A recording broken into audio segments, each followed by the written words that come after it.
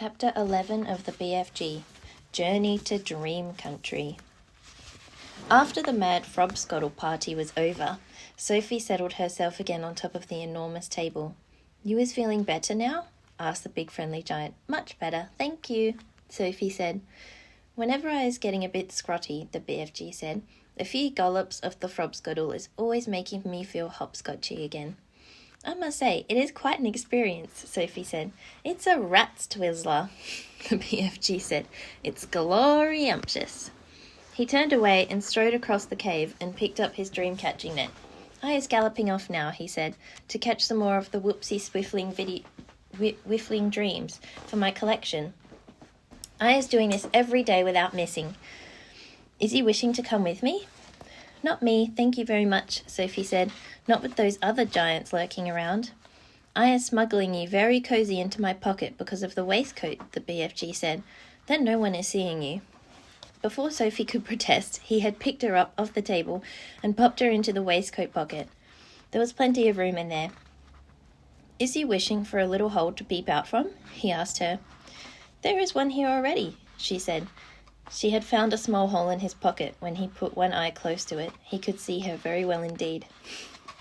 She watched the BFG as he bent down and filled his suitcase with empty glass jars.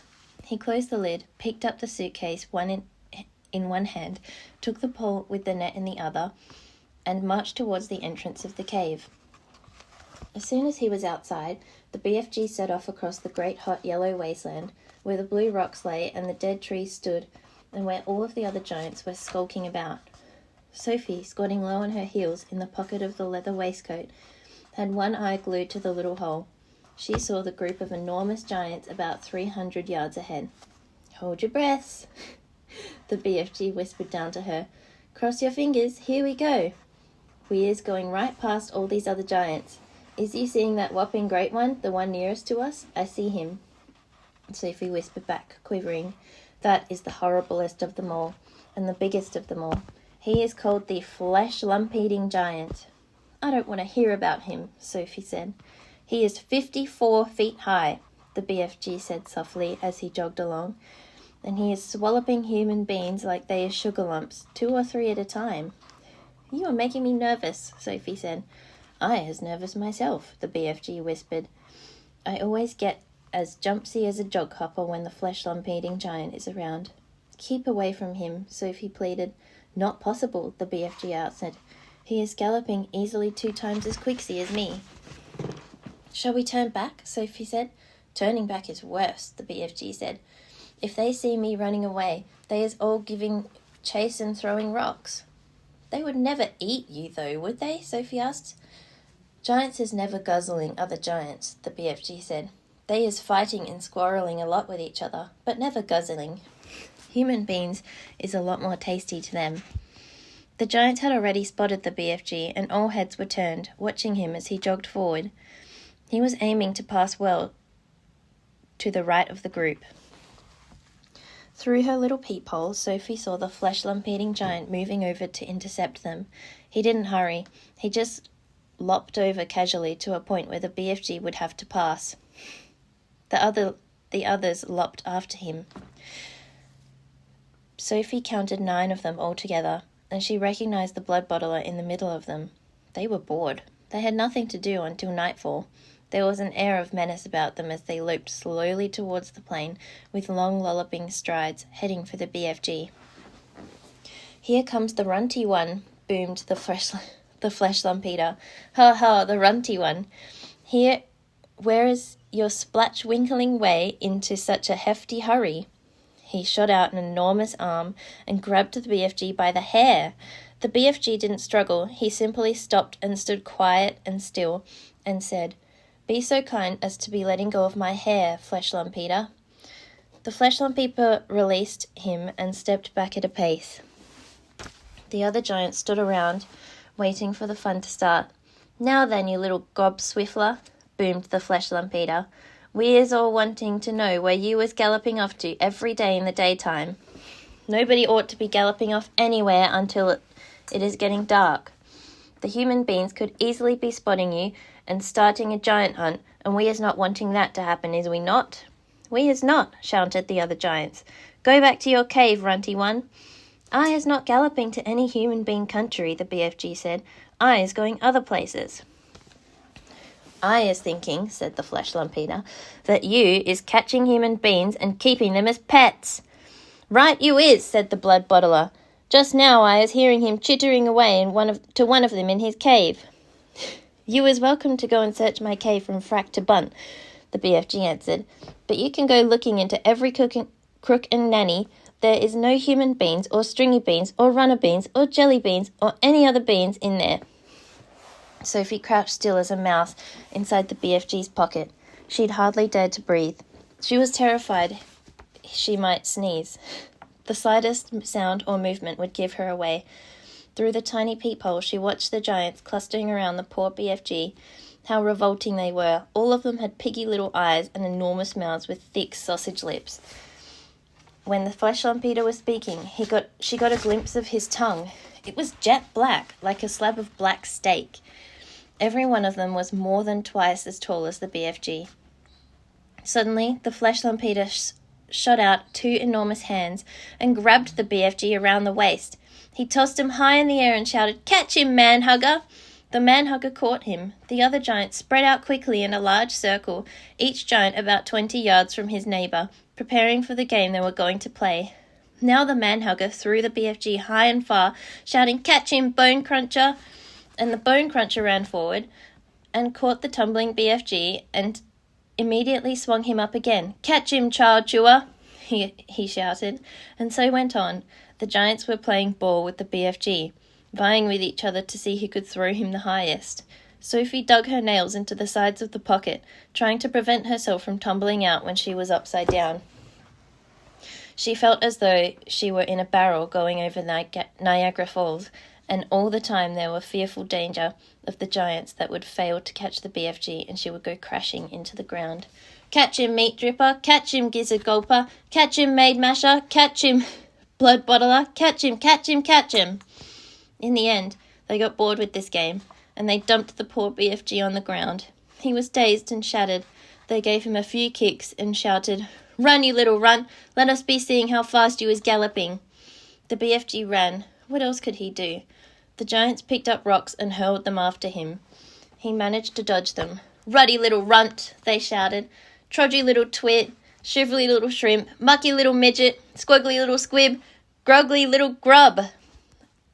And at last the BFG got clear of them all, and in another couple of minutes, the pack of giants was out of sight over the horizon.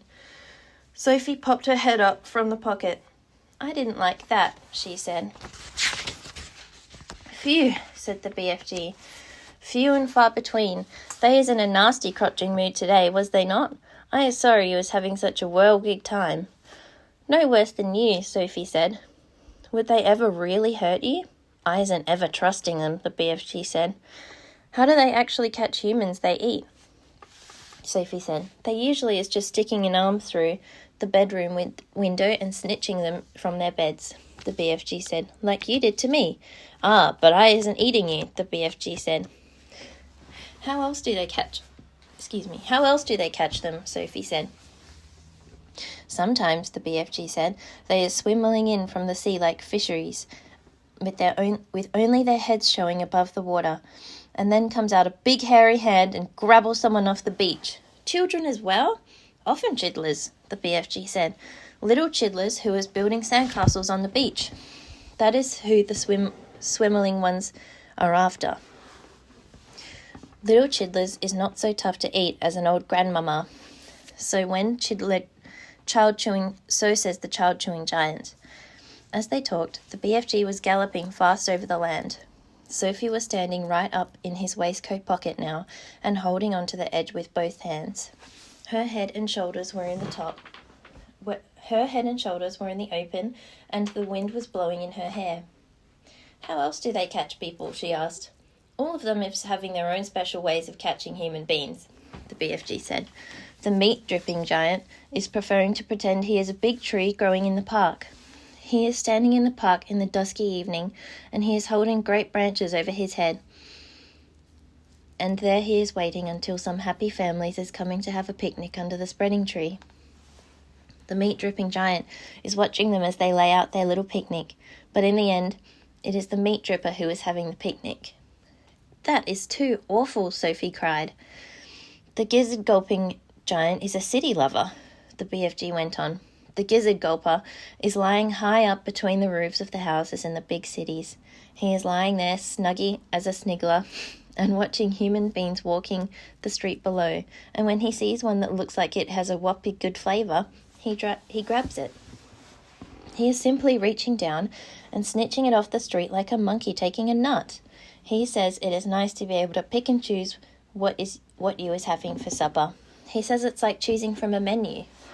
Don't people see him doing that? Sophie asked. Never is they seeing him. Do not forget, it is dusky dark at this time. Also, the gizzard gulper is a very fast arm. His arm is going up and down quicker than the squinkers. But all of these people are disappearing every night. Surely there's some sort of outcry, Sophie said. The world is a whopping big place, the BFG said. It has 100 different countries. The giants is clever. They is careful not to be skididdling off to the same country every too often. They is always switch fiddling around.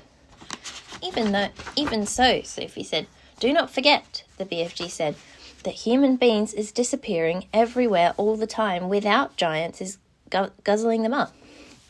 Human beings is killing each other much quicker than the giants is doing it. But they don't eat each other, Sophie said. Giants isn't eating each other either, the BFG said. Nor is giants killing each other. Giants is not very lovely, but they is not killing each other. Nor is crocodilies killing crocodilies, or pussycats killing pussycats. They kill mice, Sophie said. Ah, but they is not killing their own kind, the BFG said. Human beings is the only animals that is killing their own kind. Don't poisonous snakes kill each other? Sophie asked. She was searching desperately for another creature that behaved as badly as the human. Even poison-wise snakes is never killing each other, the BFG said, nor is the most fearsome creatures like tigers and rhinoceroses. None of them is ever killing their own kind. Have you ever thought about that? Sophie kept silent. I is not understanding human beings at all, the BFG said. You is a human being, and you is saying it is grisling and horrendous for giants to be eating human beings, right or left. Right, Sophie said. But human beings is squishing each other all the time, the BFG said. They is shooting guns and going up in aeroplanes to drop their bombs on each other's heads every week. Sophie, human beings is always killing other human beings. He was right, of course. He was right, and Sophie knew it. She was beginning to wonder whether humans were actually better than giants. Even so, she said, defending her own race, I think it's rotten that those foul giants should go off every night to eat humans. Humans have never done them any harm. That is what the little piggly-wig is saying every day, the BFG answered. He is saying, I have never done any harm to the human being, so why should he be eating me? Oh dear, Sophie said. The human beings is making rules to suit themselves, the BFG went on. But the rules they is making do not suit the little piggly-wiggies. Am I right or left? Right. Giants is also making rules. Their rules is not suiting human beings. Everyone is making his own rules to suit himself.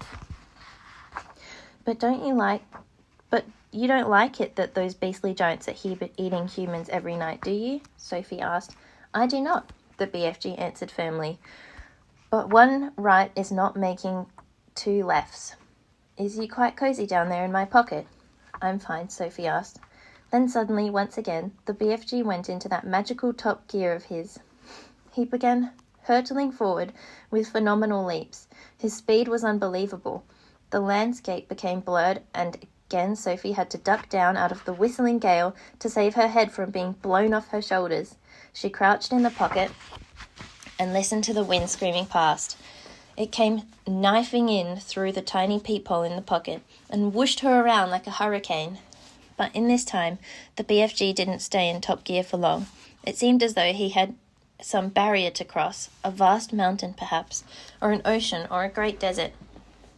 But having crossed it, he once again slowed down to his normal gallop, and Sophie was able to pop her head up and look out once more at the view. She noticed immediately that they were now in an altogether paler country. The sun had disappeared above the film of vapour.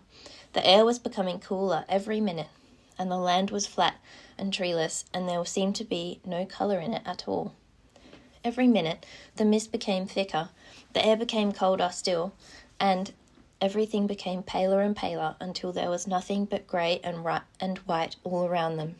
They were in a country of swirling mists and ghostly vapours. There was some sort of grass underfoot, but it was not green, it was grey ashy. There was no signs of living creature, and no sound at all except for the soft thud of the BFG's footsteps, and she hurtled on through the fog, as he hurtled on through the fog. Suddenly he stopped. "We is here at last," he announced. He bent over and lifted Sophie from his pocket and put her on the ground. She was still in her nightie, and her feet were bare. She shivered and stared around at the swirling mists and ghostly vapours. "Where are we?" Sophie asked. "We is in dream country," the BFG said. "This is where all the dreams is beginning."